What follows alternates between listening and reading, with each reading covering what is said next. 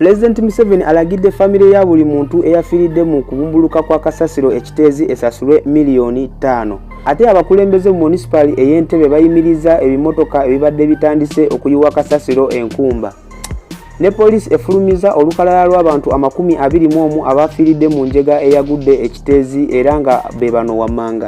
Nkwaniriza ku Falke official omukutu ogenda okubeera nga ofunira amawulire agaba gatambudde mu ggwanga gyotasobodde kubeera nga obeera ne tubeera nga tugakutuusako awo ku simu yo oba mu ddiro lyo w'osobodde okubeera nga osinzira okulaba video eno. Era nga amawulire ge tukuletedde olunaku olwaleero njagala okuba nga ntandika ne listi ya poliisi gyefulumiza kwabo abantu abasobodde okubeera nga bazuulwa abafiiriddwa mu njega eyagudde ekiteezi era nga kasasiro we yasobodde okuba nga abumbulukuka n'ayonoona amayumba g'abantu oba ebintu by'abantu wamu n'okubeera nga yasobodde okuba nga nte bambi abamu abaleka nga bafiiriddwa famire zaabwe ab'eŋŋanda zaabwe wamu n'abantu abasinga okubeera nga bakyanoonyezebwa tebannaba kubeera nga bazuulwa.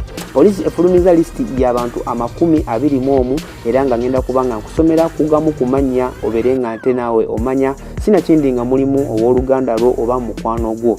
So amanya agafulumiziddwa kuliko Noah Kironde, Mukasa Emmanuel, Sam Kajubi, Medi Mubiru, Shamam Muhammad, Alima Nakalume, Mulikede Fiona, Kasule James, Brenda Kawuchi, Chikambi Tiff, Nantege Jessica, Nalubega Esther, Utini Nabulya ngono bambi abadde wa myaka 3, Rel Leonard ono abadde wa myaka 20, wabula nga nte waliwo n'abatuuze oba abantu abasobodde okubanga bazuulwa nga bafiridde mu kasasiro oyo naye nga bategerekeseko linnya limu.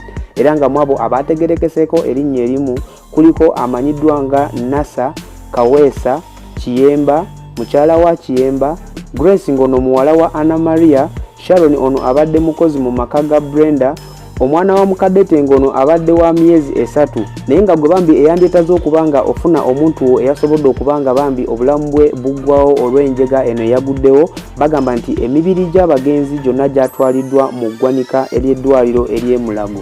Ate mawulire amalala Nabbambula w'omuliro akutte sitowa y'ebintu mu kibangirizi ky'abannamakolero ekisangibwa ku 76 Street mu Kampala. Ebintu bya bukadde na bukadde ne bisaanawo, wabula nga njagala okutegeeza nti wolabira amawulire gano ekivuddeko omuliro guno kibadde tekinnaba kubanga kitegeerekeka, naye tujja kubanga tukola ekyo kyonna ekyetaagisa okubanga tukutuusako ki ekyavuddeko omuliro guno bwe kinaaba kizuuse.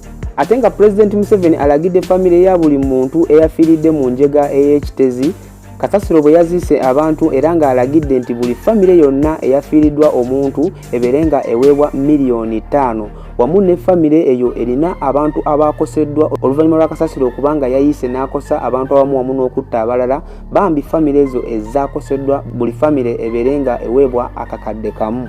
Ate ng'okwongereza kweyo ensonga, Ssaabaminisita Robinah Nabbanja alambudde abantu abakoseddwa okubumbulukuka kwa kasasiro ekiteezi okulaba embeera mwe bali n'okutuusa obuyambi gye bali. Era nga Ssaabaminisita aliko abaana 2 bakutte ku mukono nga okutuusa olwaleero bazadde baabwe bakyalemedde wansi mu bifunfugu.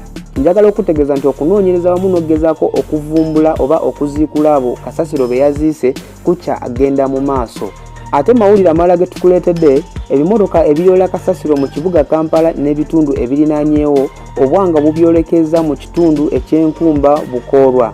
Kino ekitundu kisangibwa mu Town Council ey'e Katabi mu Wakiso District oluvannyuma lw'ekifo ekibadde kikuŋŋaanyizibwamu kasasiro ekya kiteezi okubumbulukuka ne kigwira abantu era ne kireka nga bangi bafiiriddwa obulamu bwabwe, wabula abatuuze mu kifo kino tebasanyukidde kikolwa kino nga bagamba nti ekifo kino kitono nnyo okukuuma kasasiro ono yenna.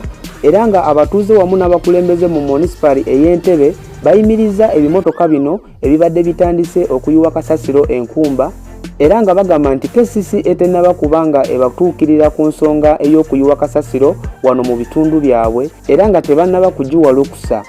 Awo ge tusobodde okuba nga tukusakira eyo yonna gy'otasobodde kubeera nga otuuka amawulire agasobodde okuba nga gatambula mu ggwanga. Nja kusaba obeere ng'osubscribinga ku mukutu Falke official ku lw'amawulire agaba gatambula mu ggwanga, buli kimu obeere nga nte okimanya. Fonna osigenda kuba nga nsukka wano okuggyako kuba nga nkusiibula nti bye bye.